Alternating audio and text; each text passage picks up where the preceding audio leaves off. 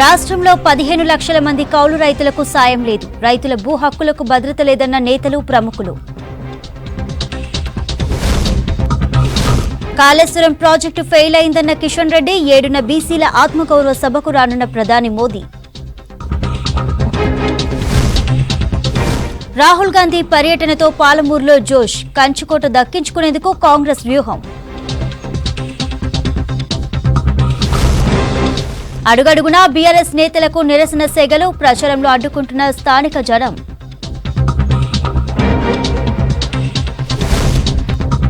రాష్ట్రంలో రాత్రులు పెరిగిన చలి తీవ్రత. పగటి వేళ విపరీతమైన ఉష్ణోగ్రతలు.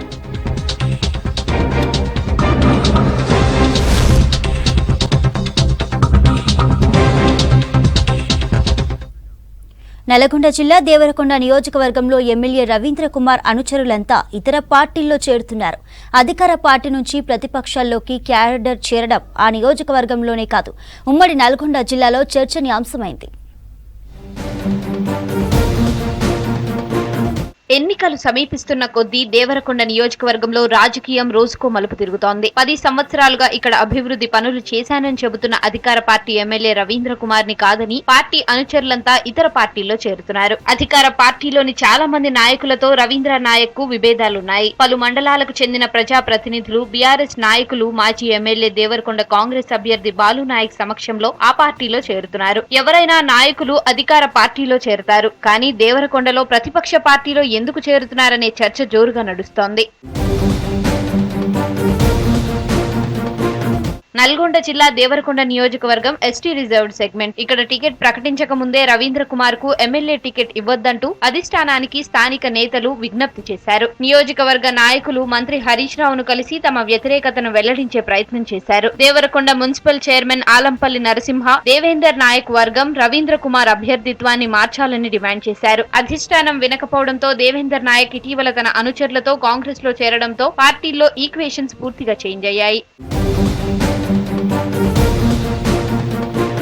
దేవరకొండలో ప్రస్తుత పరిస్థితిని చూసిన మంత్రి జగదీష్ రెడ్డి ఆ నియోజకవర్గాన్ని చక్కదిద్దే పనిలో పడ్డాడు. ఇప్పటికే తన నియోజకవర్గంతో పాటు దేవరకొండ నియోజకవర్గంలోనూ ఎన్నికల ప్రచారం చేస్తున్నారు. అసమ్మతి వర్గాలను మళ్లీ వెనక్కు రప్పించేందుకు ప్రయత్నిస్తున్నారు. తను చేసిన అభివృద్ధితో పాటు చేయబోయే పనులను వివరిస్తూ ప్రజల ముందుకు వెళ్తున్నారు. మంత్రి జగదీష్ రెడ్డి ఎంట్రీతో దేవరకొండ నియోజకవర్గంలో మళ్లీ గులాబీ పార్టీకి అనుకూలంగా పవనాలు వీస్తున్నాయంటున్నారు ఆ పార్టీ కార్యకర్తలు. రాహుల్ గాంధీ పర్యటన పాలమూరు కాంగ్రెస్ లో జోష్ కనిపిస్తోంది. జిల్లాలో 2 రోజుల రాహుల్ సుడిగాలి పర్యటన చర్చనీయాంశంగా మారింది. మరోవైపు అసంతృప్తుల నుంచి కొత్త సవాళ్లు వచ్చి పడుతున్నాయి.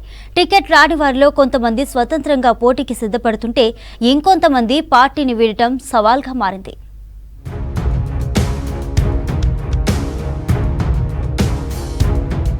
రాహుల్ గాంధీ పర్యటన పాలమూరు కాంగ్రెస్ లో జోష్ నింపింది. 2 రోజుల పాలమూరు జిల్లాలో రాహుల్ గాంధీ చేసిన సుడిగాలి పర్యటన చర్చనీయాంశంగా మారింది. ఒకప్పటి కంచుకోటలో మళ్లీ పాగా వేయాలన్న కాంగ్రెస్ వ్యూహాన్ని అమలు చేయడం కోసం తొలి రోజు కొల్లాపూర్ లో భారీ సభ, మరుసటి రోజు కల్వకుర్తిలో సభ, షాద్ నగర్, జడ్చర్లలో కార్నర్ మీటింగ్లు కాంగ్రెస్ శ్రేణుల్లో ఉత్సాహం నింపాయి. దశాబ్ద కాలం తరువాత పాలమూరు కాంగ్రెస్ లో కనిపించిన జోష్ జిల్లాలో అభ్యర్థులకు, క్యాడర్ కు రెట్టించిన ఉత్సాహాన్ని నింపుతోంది.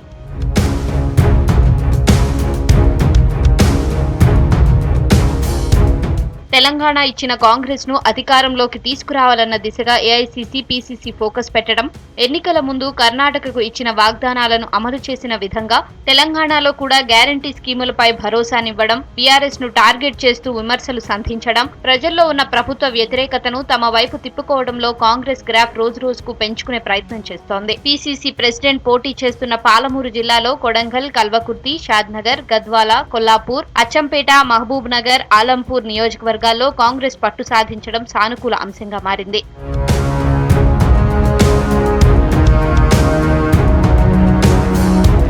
పాలమూరు జిల్లాలో రాహుల్ పర్యటనకు ముందు కమ్ముకున్న అసంతృప్తి మేఘాలు ఇంకా తొలగిపోలేదనే టాక్ ఉంది. కొన్ని చోట్ల టికెట్ కేటాయింపు పార్టీలో చిచ్చు రేపింది. జడ్చర్లలో అనిరుద్ రెడ్డికి టికెట్ కేటాయించడంతో మాజీ ఎమ్మెల్యే ఎర్రా శేఖర్ హస్తం పార్టీకి గుడ్ బై చెప్పి బీఆర్ఎస్ లో చేరారు. నాగర్ కర్నూలులో తనను కాదని ఎమ్మెల్సీ దామోదర్ రెడ్డి తనయుడు రాజశేఖర్ రెడ్డికి టికెట్ ఇవ్వడంతో మాజీ మంత్రి నాగన్ జనార్దన్ రెడ్డి కాంగ్రెస్ ను వీడి బీఆర్ఎస్ లో చేరారు. దేవర కద్రలో మధుసూదన్ రెడ్డికి టికెట్ ఇవ్వడంతో ఆశావహులు ప్రదీప్ గౌడ్, ప్రశాంత్ రెడ్డి తమ అసంతృప్తిని బహిర్గతం చేశారు. చేశారు. ఓ వర్గం రెచ్చిపోయి ఏకంగా కాంగ్రెస్ పార్టీ జిల్లా కార్యాలయంలో ఫర్నిచర్ ధ్వంసం చేసే స్థాయికి వెళ్లింది.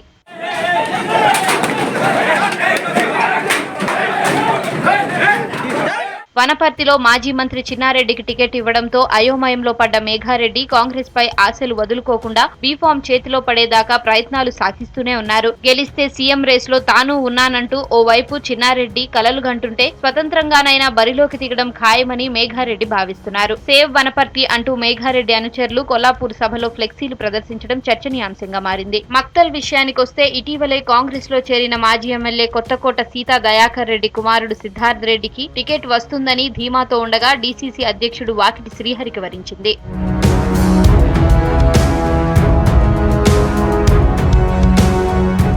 ఇన్ని నియోజకవర్గాల్లో కాంగ్రెస్ ఎదుర్కొంటున్న సవాళ్లను అధిగమించడం హస్తం పార్టీకి సవాల్గానే మారిందని రాజకీయ విశ్లేషకులు భావిస్తున్నారు. కాంగ్రెస్ లో అసంతృప్తులను చకచకా బీఆర్ఎస్ లోకి లాగేసుకుంటున్న అధికార పార్టీకి ధీటుగా పార్టీలో లుకలుకలను పోలింగ్ లోపు కాంగ్రెస్ సరిదిద్దుకోగలదా అన్నది చూడాలి.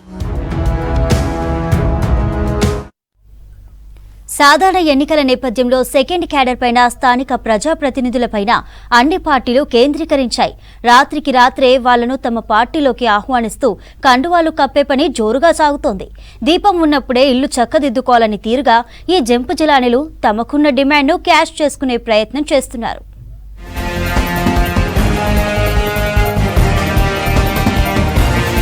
వరంగల్ ఉమ్మడి జిల్లా వ్యాప్తంగా ప్రధాన పార్టీల అభ్యర్థులు ఖరారు కావడంతో ఎన్నికల ప్రచారం హోరెత్తుతోంది. గెలుపే లక్ష్యంగా నేతలు పావులు కదుపుతున్నారు. ఉమ్మడి జిల్లాలో 12 అసెంబ్లీ నియోజకవర్గాలున్నాయి. అందులో 7 జనరల్ కేటగిరీలో ఉండగా 3 ఎస్టీ 2 ఎస్సీ రిజర్వేషన్లున్నాయి. కొన్ని చోట్ల ద్విముఖ మరికొన్ని చోట్ల త్రిముఖ పోటీ ఉంది. ఈ ఎన్నికల్లో గెలుపే లక్ష్యంగా అన్ని రకాల అస్త్రాలను ఉపయోగిస్తున్నారు నేతలు. ఓవైపు ప్రచారం ముమ్మరం చేస్తూనే మరోవైపు సెకండ్ క్యాడర్ పై నజర్ పెట్టాయి. సర్పంచ్ నుంచి మొదలు ఎంపీటీసీ, ఎంపీపీ, జెడ్పీటీసీ, మాజీ స్థానిక ప్రజాప్రతినిధులు, గ్రామ, మండల స్థాయి లీడర్లను తమ పార్టీలోకి చేర్చుకునే ప్రయత్నం అన్ని పార్టీల్లో ముమ్మరం చేశారు. ఇదే కొంతమంది నేతలకు కాసులను కురిపిస్తున్నాయి.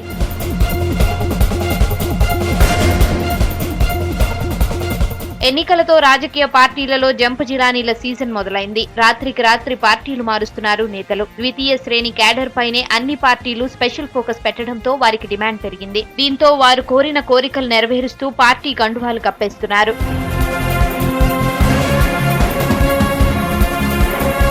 పార్టీలు మారే నేతల స్థాయిని బట్టి రేట్లు ఫిక్స్ అయ్యాయి. మున్సిపల్ కార్పొరేషన్ పరిధిలో కార్పొరేటర్ పార్టీ మారితే 20 లక్షలు, మండల స్థాయిలో 10 వరకు, సర్పంచ్ కు 5 లక్షల వరకు నజరానా ఇస్తున్నారనే టాక్ ఉంది. డిమాండ్ ఉన్నప్పుడే చక్కదిద్దుకోవాలని భావిస్తున్నారు కొందరు నేతలు. నామినేషన్లు పూర్తయ్యేసరికి తమపై ఆకర్షణ మరింత ముమ్మరం అవుతుందని కొంతమంది జంపు జిలానీలు ఎదురు చూస్తున్నట్లు సమాచారం.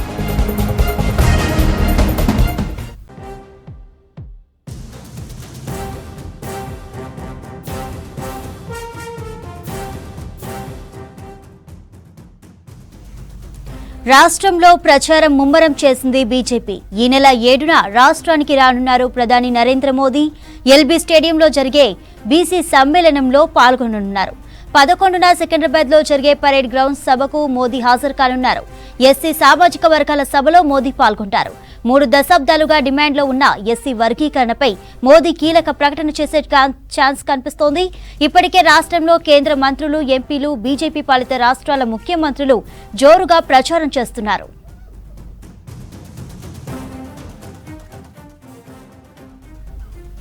దీనిపై మరిన్ని అప్డేట్స్ శ్రీనివాస్ అందిస్తారు. శ్రీనివాస్, ఈ నెల 11న సికింద్రాబాద్ లో జరిగే సభలో ఎస్సీ వర్గీకరణపై మోదీ కీలక ప్రకటన చేసే ఛాన్స్ ఉందా?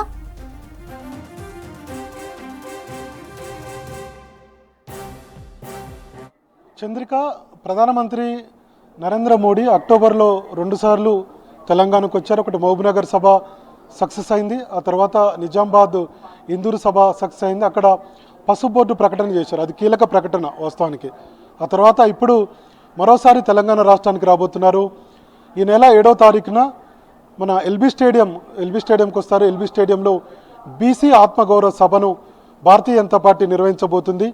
ఈ బీసీ ఆత్మగౌరవ సభకు ఈ సభ నిర్వహించడం కారణం ఏంటంటే, ఇప్పటికే భారతీయ జనతా పార్టీ తెలంగాణలో అధికారంలోకి వస్తే బీసీ ముఖ్యమంత్రి చేస్తామని ప్రకటించారు. చాలా ఏళ్ల నుంచి బీసీలంతా కూడా బీసీ ముఖ్యమంత్రి కావడం లేదు అనుకున్నారు. అప్పుడు ఉమ్మడి రాష్ట్రం ఆంధ్రప్రదేశ్ అయినా ఇప్పుడు తెలంగాణ అయినా.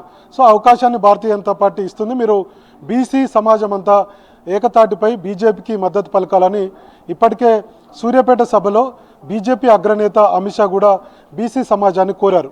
ఆ తర్వాత ఇప్పుడు మోడీకి కృతజ్ఞతగా బీసీలంతా ఈ సభకు హాజరవుతున్నట్టుగా కొద్దిసేపటి క్రితం ఎంపీ లక్ష్మణ్ ప్రకటించారు. ఎల్బీ స్టేడియంలో సాయంత్రం జరిగేటువంటి ఈ సభ బీసీల ఆత్మగౌరవ సభ పేరుతో ఈ సభ నిర్వహిస్తున్నారు. దీనికి బీసీ ముఖ్యమంత్రి ప్రకటన చేసినందుకు గాను కృతజ్ఞతగా ధన్యవాదాలు తెలిపే సభగా బీసీల ఆత్మగౌరవ సభ ఉంటుందని చెప్పి భారతీయ జనతా పార్టీ ప్రకటించింది. కాబట్టి బీసీలనంతా కూడా భారతీయ జనతా పార్టీ వైపు తిప్పుకునేటువంటి ఒక ప్లాన్ చేస్తున్నట్టుగా మనకు అర్థమవుతుంది. ఎందుకంటే మిగతా రాజకీయ పార్టీలు టీఆర్ఎస్ గతంలో దళితుడిని ముఖ్యమంత్రి చేస్తామని చెప్పారు, కానీ కాలేదు. ఆ తర్వాత మిగతా ఏ పార్టీలు కూడా బీసీ ముఖ్యమంత్రి మీద ఓట్లకు వరకు వాడుకోవడమే తప్ప ఎప్పుడు ఏ రాజకీయ పార్టీ కూడా బీసీ ముఖ్యమంత్రి అంశాన్ని తెర మీదకి తీసుకురాలేదు. కాబట్టి కొంత వ్యూహాత్మకంగా భారతీయ జనతా పార్టీ తెలంగాణలో బీసీలు ఎక్కువగా ఉన్నారు. దాదాపుగా 54% నుంచి 60% వరకు బీసీలు ఉన్నారు. సమగ్ర కుటుంబ సర్వే ద్వారా తెలిసింది. కాబట్టి బీసీలనంతా కూడా భారతీయ జనతా పార్టీ వైపు తిప్పుకునేలా ఒక వ్యూహం రూపొందిస్తున్నట్టుగా మనకు అర్థమవుతుంది. అందులో భాగంగానే బీసీ ముఖ్యమంత్రి ప్రకటన. ఆ తర్వాత ఈసారి మరోసారి మోడీని 7వ తారీఖున తీసుకొచ్చి ఆయన కూడా బీసీ ప్రధానిగా ఉన్నారు. కాబట్టి అన్ని వర్గాలకు సంబంధించినటువంటి బీసీలంతా కూడా ఈ సభకు హాజరయ్యే విధంగా భారతీయ జనతా పార్టీ ప్లాన్ చేస్తుంది. ఇది ఒక పెద్ద బహిరంగ సభగా చెప్తుంది. ఈ సభ ద్వారా ప్రధానమంత్రి నరేంద్ర మోడీ మరోసారి బీసీ ముఖ్యమంత్రి ప్రకటన, అట్లనే బీసీలకు సంబంధించి ఇప్పటికే కేంద్రంలో 27 మంది మంత్రులు ఉన్నారు. వాళ్ళకు సంబంధించినటువంటి అంశాలు బీసీలకు చేస్తున్నటువంటి కార్యక్రమాల మీద ఒక ప్రకటన ఉంటుందంటున్నారు. ఇక మరొక కీలక ప్రకటన ఈ నెల 11వ తారీఖున సికింద్రాబాద్ పెరేడ్ గ్రౌండ్లో ప్రధానమంత్రి నరేంద్ర మోడీ కూడా చేయబోతున్నారు. అది దాదాపుగా 30 ఏళ్ల నుంచి 3 దశాబ్దాలుగా ఉన్నటువంటి సమస్య ఎస్సీ వర్గీకరణకు సంబంధించి. ఎస్సీ సామాజిక వర్గంలో చాలామంది వెనుకబాటు వాళ్ళు ఉన్నారు. వాళ్ళందరూ కూడా ఎస్సీ వర్గీకరణ చేపట్టాలని చెప్పి మందకృష్ణ మాదిగ ఎన్నో ఏళ్ల నుంచి ఉద్యమం చేస్తున్నారు. సో వాళ్ళందరూ కూడా పోరాటం చేస్తున్నారు. సో ఈసారి భారతీయ జనతా పార్టీ మీద ఆయన చాలాసార్లు ఒత్తిడి తీసుకొచ్చారు. ఈ మధ్యకాలంలో బీజేపీ అగ్రనేత అమిత్ షాను కూడా ఢిల్లీలో కలిశారు మందకృష్ణ మాదిగ. ఖచ్చితంగా మీరు ఒక ప్రకటన చేయండి, ఎస్సీ వర్గీకరణ మీద అధికారిక ప్రకటన కావాలని ఆయన డిమాండ్ చేస్తూ వస్తున్నారు. అన్ని రాజకీయ పార్టీలు కూడా ఎస్సీ వర్గీకరణకు సంబంధించి ఖచ్చితంగా మేము హామీ ఇస్తున్నట్టు ప్రకటన చేస్తున్నారు, కానీ నిర్ణయాలు జరగడం లేదు. కాబట్టి కేంద్ర ప్రభుత్వమే దీని మీద నిర్ణయం తీసుకోవాల్సినటువంటి బాధ్యత ఉంది. కాబట్టి ప్రధానమంత్రి నరేంద్ర మోడీ తోటి సికింద్రాబాద్ పెరేడ్ గ్రౌండ్లో ఎస్సీ వర్గాలకు సంబంధించినటువంటి ఒక బహిరంగ సభ ఏర్పాటు చేసి దీనికి సంబంధించి ఎస్సీ వర్గీకరణ మీద ఒక ప్రకటన చేయాలని చెప్పి నిర్ణయం తీసుకున్నారు. ఆ ప్రకటన కూడా ఉండబోతున్నట్టుగా భారతీయ జనతా పార్టీ ప్రకటించింది. అంటే 2 ప్రకటనలు కీలకమైనటువంటి. ఇప్పటికే తెలంగాణలో 16% పైగా ఎస్సీలు ఉన్నారు, మరోవైపు 54% పైగా తెలంగాణలో బీసీలు ఉన్నారు. ఈ 2 వర్గాలకు ఖచ్చితంగా దగ్గర అయితే ఖచ్చితంగా భారతీయ జనతా పార్టీకి వచ్చేటువంటి ఎన్నికల్లో ఓట్లు వస్తాయి, ఖచ్చితంగా సీట్లు గెలుస్తామనేటువంటి ఆలోచనతోటి ఈ 2 ప్రకటనలు చేస్తున్నట్టుగా చెప్తున్నారు. అయితే మరోవైపు బీజేపీ నేతలు మాత్రం ఎన్నికల ప్రకటన కాదు, గతంలో ముఖ్యంగా చాలా నిర్ణయాలు కావచ్చు, తర్వాత మోడీ తీసుకున్నటువంటి జమ్మూ కాశ్మీర్ అంశానికి సంబంధించి అంశం కావచ్చు, అట్లనే మరోవైపు రామ జన్మభూమి విషయంలో భారతీయ జనతా పార్టీ తీసుకున్నటువంటి నిర్ణయం కావచ్చు, లేదంటే ముస్లింల మ్యారేజ్కి చట్టంలో ఉన్నటువంటి త్రిపుల్ తలాక్ అంశం కావచ్చు, ఇవన్నీ కూడా ప్రధానమంత్రి నరేంద్ర మోడీ వచ్చిన తర్వాత చాలా ఏళ్ళు పెండింగ్లో ఉన్నటువంటి అంశాలు, లేదంటే ప్రజలు డిమాండ్ చేస్తున్న అంశాలు గతంలో ఉన్నటువంటి రాజకీయ పార్టీలు దూరం పెట్టే అధికారంలో ఉన్నప్పటికీ, కానీ బీజేపీ ఎప్పుడైతే కేంద్రంలో అధికారంలోకి వచ్చిందో ఆ తర్వాత అన్ని కూడా మేజర్ సమస్యలన్నీ ప్రధానంగా ఇందాక మనం చెప్పినట్టు జమ్మూ కాశ్మీర్ అంశం కావచ్చు, రామ జన్మభూమి అంశం కావచ్చు, ఆ తర్వాత త్రిపుల్ తలాక్ అంశం కావచ్చు, ఇతర అంశాలు కావచ్చు, అవన్నీ కూడా పరిష్కరిస్తున్నారు. అట్లనే బీసీ ముఖ్యమంత్రి ఇప్పుడు తెలంగాణ ప్రకటనకు సంబంధించి, అట్లనే ఎస్సీ వర్గీకరణకు సంబంధించినటువంటి ప్రకటన, ఇవన్నీ కూడా వరుసగా పరిష్కరిస్తున్నాం. అది భారతీయ జనతా పార్టీ ద్వారానే సాధ్యం. కాబట్టి భారతీయ జనతా పార్టీకి మద్దతు ఇవ్వాలని చెప్పి బీజేపీ నేతలు కోరుతున్నారు ప్రజల్ని. ఇందులో భాగంగానే ఈ 2 సభలు, ఒకటేమో 7వ తారీఖున ఎల్బీ స్టేడియంలో బీసీల ఆత్మగౌరవ సభ ఒకటి, అట్లనే 11వ తేదీన ఎస్సీ సామాజిక వర్గాలకు సంబంధించినటువంటి ఒక సభ. ఈ 2 సభలు కూడా సక్సెస్ చేయాలని చెప్పి భారతీయ జనతా పార్టీ నిర్ణయం తీసుకుంది. ఇటు బీసీ సామాజిక వర్గాలు, తర్వాత బీసీ సంఘాలతోటి సమావేశాలు నిర్వహిస్తూ ఆ సభను సక్సెస్ చేసే విధంగా ప్రయత్నాలు చేస్తుంది. మరోవైపు ఎస్సీ వర్గాలకు సంబంధించి ఎస్సీ సామాజిక వర్గంలో చాలా ఉపకులాలు ఉన్నాయి. వాళ్ళందరితోటి సమావేశం ఏర్పాటు చేస్తున్నారు. మందకృష్ణ మాదిగ కూడా ఈ సభకు హాజరు కాబోతున్నట్టుగా భారతీయ జనతా పార్టీ ప్రకటించింది. కాబట్టి ఆ 2 సభలు కూడా సక్సెస్ చేయాలనుకుంటున్నారు. సో మొత్తానికి ఎన్నికల టైంలో ప్రధానమైనటువంటి వర్గాలను భారతీయ జనతా పార్టీ వైపు తిప్పుకునేందుకు వ్యూహం రూపొందిస్తున్నట్టుగా మనకు అర్థమవుతుంది. ఇక మరోవైపు ఎస్టీలకు సంబంధించి కూడా ఒక భారీ బహిరంగ సభను కూడా భారతీయ జనతా పార్టీ త్వరలోనే నిర్వహించబోతుంది. దీనికి మరోసారి ప్రధానమంత్రి నరేంద్ర మోడీనే తీసుకురాబోతున్నట్టుగా భారతీయ జనతా పార్టీ నేతలు చెబుతున్నారు. ఎన్నికల ముందు ఈ 2 సామాజిక వర్గాలని తమ వైపు తిప్పుకొని వచ్చేటువంటి ఎన్నికల్లో మెజారిటీ సీట్లు గెలుచుకునేందుకు ఒక ప్లాన్ రూపొందిస్తున్నట్టుగా మనకు అర్థమవుతుంది. Chandrika. Right, thank you Srinivas. సార్వత్రిక సంగ్రామంలో తొలి ఘట్టం ఆరంభమైంది. నిన్నటి నుంచి నామినేషన్ల ప్రక్రియ మొదలైంది. నామినేషన్లకు ఇచ్చిన వారం రోజుల గడువులో 4 రోజులే శుభముహూర్తాలున్నాయంటున్నారు వేద పండితులు. అందులో మొదటి రోజు అయ్యేపోగా మిగిలిన 3 రోజులు మంచి ముహూర్తంలో నామినేషన్లు దాఖలు చేస్తే ఇక ఓటమి ఉండదంటున్నారు. ఇంతకీ ఆ మంచి ముహూర్తాలు ఏవి?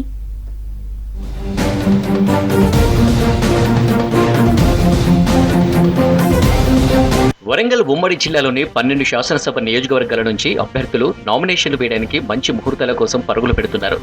ఇష్ట దైవానికి పూజలు నిర్వహిస్తూ తిరుగులేని శుభముహూర్తం కోసం వేద పండితులను ఆశ్రయిస్తున్నారు. కొందరు వారి పేరు బలాన్ని బట్టి, మరికొందరు వారి నక్షత్రాన్ని బట్టి, ఇంకొందరు తిథివార నక్షత్రాలను బట్టి నామినేషన్లకు సిద్ధమవుతున్నారు. నేటి నుంచి 10వ తేదీలోపు 3 శుభముహూర్తాలు ఉన్నాయని పండితులు సూచిస్తున్నారు. తిథి వార నక్షత్ర యోగ కర్ణములను చూసుకొని మనము కనుక ముందుకెళ్ళినట్టయితే మంచి ఫలితాలు ఉండే అవకాశం ఉంటుంది. మంచి నక్షత్రాలు మనము ఎప్పుడైతే చూసుకుంటామంటే మరి 9వ తేదీ గురువారం ఏకాదశి ఉత్తరా నక్షత్రం చాలా అద్భుతంగా కనబడుతుంది. అదేవిధంగా 10వ తేదీ శుక్రవారం ద్వాదశి అష్టా నక్షత్రం చాలా బలంగా కనబడుతుంది. కనుక ఈ 2 రోజులు చాలా విశేషమైనటువంటి రోజులుగా గోచరిస్తున్నాయి. రెండో రోజు 4వ తేదీ శనివారం సప్తమి, పుష్యమి నక్షత్రం, 8వ తేదీ బుధవారం దశమి, పుబ్బ నక్షత్రం, 9వ తేదీ గురువారం ఏకాదశి, ఉత్తర ఫల్గుని నక్షత్రం నాడు శుభముహూర్తాలు ఉన్నాయని పండితులు తెలిపారు. ఈ 3 తిథుల్లో కూడా 4వ తేదీ, 9వ తేదీ మరింత శుభ ఫలితాలు కలుగుతాయని సూచిస్తున్నారు. చాలా మంది ప్రముఖ నేతలు 2-3 సెట్లు నామినేషన్లు వేయడానికి సిద్ధమవుతున్నారు. 4, 7, 8, 9 తేదీలలో అత్యధికంగా నామినేషన్లు దాఖలయ్యే అవకాశం ఉంది. మరి గురువారం నాడు ఏ విధంగా ఉన్నాయంటే 6 గంటల 24 నిమిషాల నుంచి 6 గంటల 48 నిమిషాల వరకు అభీష్ట సిద్ధి కలుగుతుంది. మనం అనుకున్న పనులు నెరవేరే అవకాశం ఉంటుంది. అదేవిధంగా 8 గంటల 24 నుంచి 8 గంటల 48 నిమిషాల వరకు జయం కలుగుతుంది. మనము అదేవిధంగా 9 గంటల 36 నిమిషాల నుంచి 10 గంటల వరకు కార్యసిద్ధి కలుగుతుంది. కొందరు తిథులు వార నక్షత్రాలతో నామినేషన్ల దాఖలకు సిద్ధమవుతుంటే మరికొందరు వారికి కలిసి వచ్చే నెంబర్ తేదీ రోజు సెంటిమెంట్గా నామినేషన్లు దాఖలు వేయడానికి సిద్ధమవుతున్నారు. నామినేషన్ల ప్రక్రియ మొదలు కావడంతో ముహూర్తాలు, అభ్యర్థుల సెంటిమెంట్లపైనే చర్చ జరుగుతుంది. 2009లో ఏర్పడిన అశ్వారావుపేట నియోజకవర్గం నిరంతరం రూపాంతరం చెందుతూనే ఉంది. రాష్ట్ర విభజన, జిల్లాల విభజన, మండలాల విభజనతో దాని షేపులు మారుతూ వచ్చింది. అశ్వారావుపేట దివాణం నుంచి ఎన్నో ప్రత్యేకతలు కలిగి ఉన్న ఆ నియోజకవర్గంలో ఎప్పుడెప్పుడు ఎలాంటి చేంజెస్ వచ్చాయో చూద్దాం.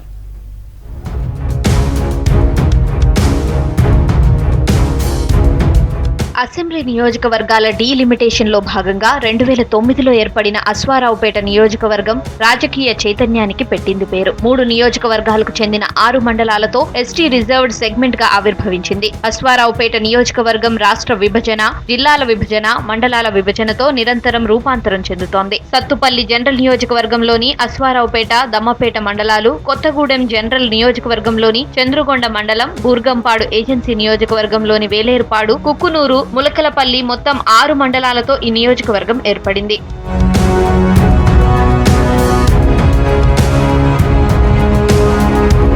2014లో జరిగిన రాష్ట్ర విభజనలో కుక్కునూరు, వేలేరుపాడు మండలాలు ఏపీకి బదలాయించడంతో కేవలం 4 మండలాలకే నియోజకవర్గం పరిమితమైంది. తెలంగాణ రాష్ట్ర ఏర్పాటు తర్వాత జరిగిన జిల్లాల విభజనలో అశ్వారావుపేట, భద్రాద్రి కొత్తగూడెం జిల్లాలోకి వచ్చింది. ఆ తరువాత 2016లో జరిగిన మండలాల విభజనలో చంద్రుగొండ మండలం నుంచి అన్నపురెడ్డిపల్లి మండలం ఏర్పాటు కావడంతో ప్రస్తుతం 5 మండలాలతో అశ్వారావుపేట నియోజకవర్గం కొనసాగుతోంది. ఇక్కడ కోయ, నాయకపోడు, కొండరెడ్లు, బంజారా గిరిజనులు ఎక్కువగా నివసిస్తున్నారు.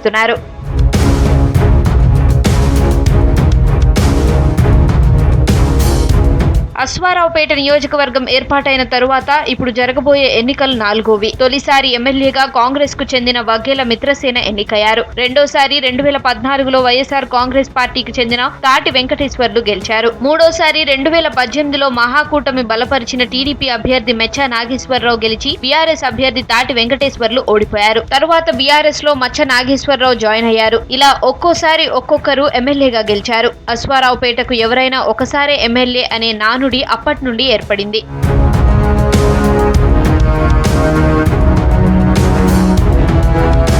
అశ్వారావుపేట నియోజకవర్గం వ్యాప్తంగా 1,53,757 మంది ఓటర్లున్నారు. అందులో పురుషులు 75,080 ఓట్లు, మహిళలు 78,671 ఓట్లు, ఇతరులు 6 ఓట్లుగా ఉన్నారు. ఇప్పుడు ఎమ్మెల్యే మెచ్చా నాగేశ్వరరావు మూడోసారి బరిలో నిలుస్తున్నారు. కాంగ్రెస్ నుంచి తాటి వెంకటేశ్వర్లతో పాటు జారే ఆదినారాయణ కూడా టికెట్ ఆశిస్తున్నారు. ఇంకా ఎవరికీ అభ్యర్థిత్వం ఖరారు కాలేదు. 2014లో టీడీపీ నుంచి, 2018లో మహాకూటమి నుంచి టీడీపీ తరపున బరిలో నిలిచిన మెచ్చా 2023 ఎన్నికల్లో బీఆర్ఎస్ నుంచి పోటీలో దిగారు. తాటి వెంకటేశ్వర్లు 2014లో వైఎస్ఆర్సీపీ నుంచి, 2018లో టీఆర్ఎస్ నుంచి బరిలో ఉండగా 2023లో కాంగ్రెస్ నుంచి పోటీ చేసేందుకు టికెట్ ఆశిస్తున్నారు. జారే ఆదినారాయణ 2014లో టీఆర్ఎస్ నుంచి పోటీ చేసి ఓటమికి గురయ్యారు. 2018లో టికెట్ దక్కక పోటీ చేయలేదు. ప్రస్తుతం కాంగ్రెస్ టికెట్ ఆశిస్తున్నారు.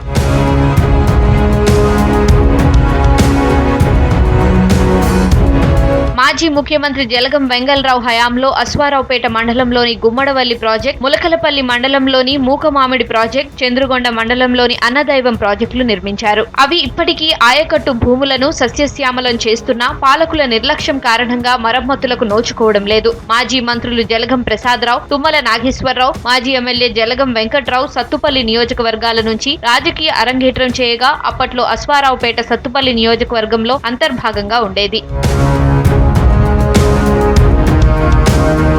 2005లో దివంగత ముఖ్యమంత్రి వైఎస్ రాజశేఖర్ రెడ్డి ప్రారంభించిన అశ్వారావుపేట ఆయిల్ పామ్ ఫ్యాక్టరీ దేశంలోని పామ్ ఆయిల్, క్రూడ్ ఆయిల్ ధరను నిర్ణయించే ప్రతిష్టాత్మకమైంది. తెలంగాణ రాష్ట్ర ఏర్పాటు తరువాత దమ్మపేట మండలం అప్పారావుపేటలో మరో ఫ్యాక్టరీని ఏర్పాటు చేశారు. Chemiloids, Herbex, paper mill, power ప్లాంట్లతో అశ్వారావుపేట మినీ పారిశ్రామిక ప్రాంతంగా ఉంటుంది. ఇక్కడ వలస కార్మికులు కూడా ఎక్కువగానే ఉంటారు.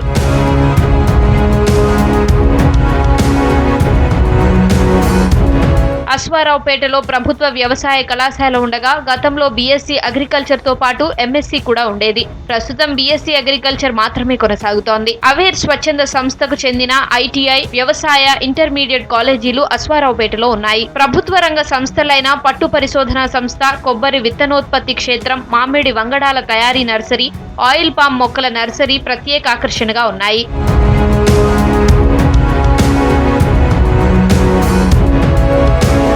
రాజకీయ చైతన్యానికి పెట్టింది పేరుగా చెప్పుకుంటున్న అశ్వారావుపేట అన్నింటా ప్రత్యేకత చాటుకుంటోంది. శాసనసభలో అధ్యక్ష అనేందుకు తమ అదృష్టాన్ని పరీక్షించుకునేందుకు యువత పోటీ పడుతోంది. ప్రత్యక్ష ఎన్నికల్లో పాల్గొనేందుకు ఉత్సాహం చూపిస్తోంది. అందుకు తగ్గట్లుగానే రాజకీయ పార్టీలు టికెట్లు ఇస్తున్నాయి.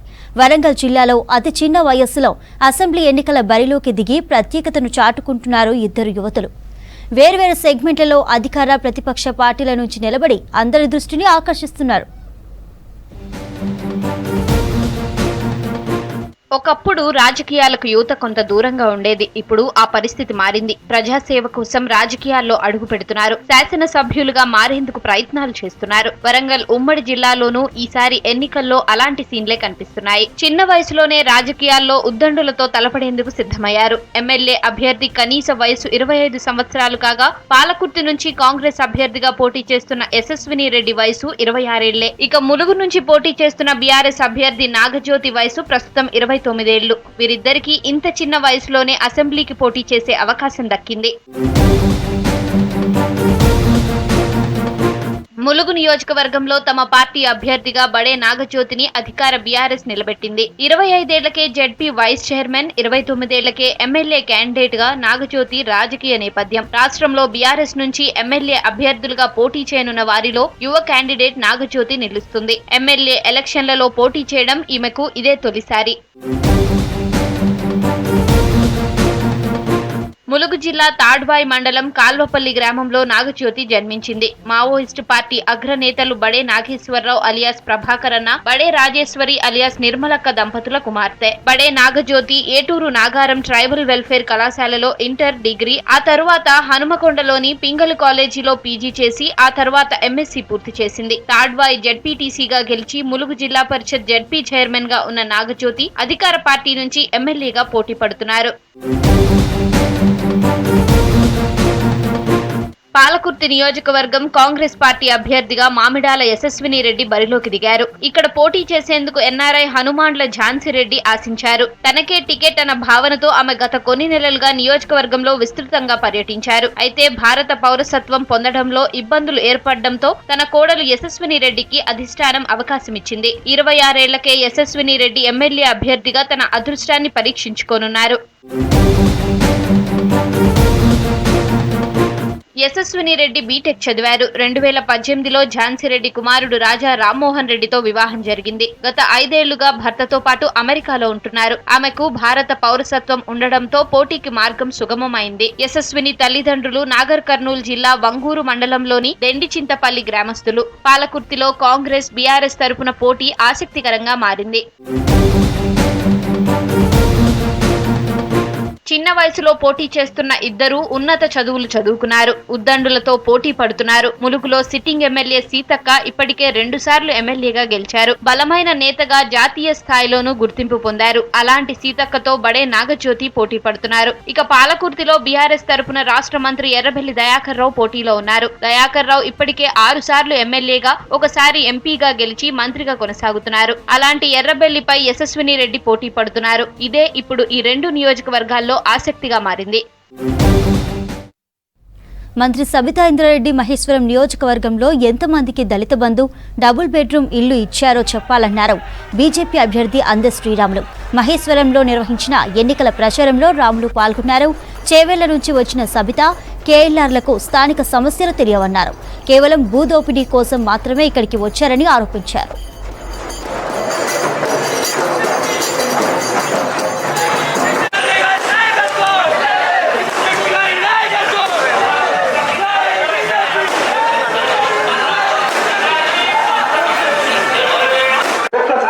అవకాశం వచ్చిందట మనోడికి బడుగు బలహీన ఆశాజ్యోతి మన బీదలకు అవకాశం ఉన్నది. అతడులకు బీదలకు ఇవ్వాలి కానీ కారులకు ఎకరాల భూములకు ఇచ్చినాక ఆ పైసలకి ఇచ్చేటప్పుడు నేను వరంగల్ పశ్చిమ నియోజకవర్గంలో 3 ప్రధాన పార్టీల నుంచి ఆయా పార్టీల జిల్లా అధ్యక్షులే అభ్యర్థులుగా బరిలోకి దిగారు. అధికార పార్టీకి ప్రభుత్వ వ్యతిరేకత, అపోజిషన్ పార్టీలకు అసమ్మతి మైనస్గా ఉన్నట్లు టాక్. ఏదేమైనా గెలుపు కోసం 3 అభ్యర్థులు ప్రత్యర్థిపై సై అంటే సై అంటున్నారు. గ్రేటర్ వరంగల్ నగరం పరిధిలో వరంగల్ పశ్చిమ నియోజకవర్గం నుంచి ఈసారి 3 ప్రధాన పార్టీల అధ్యక్షుల మధ్య ముక్కోణపు పోటీ జరగనుంది.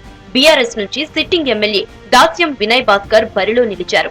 కాంగ్రెస్ నుంచి నాయని రాజేందర్ రెడ్డి, బీజేపీ నుంచి రావు పద్మారెడ్డి ఎన్నికల పోరులోకి దిగారు.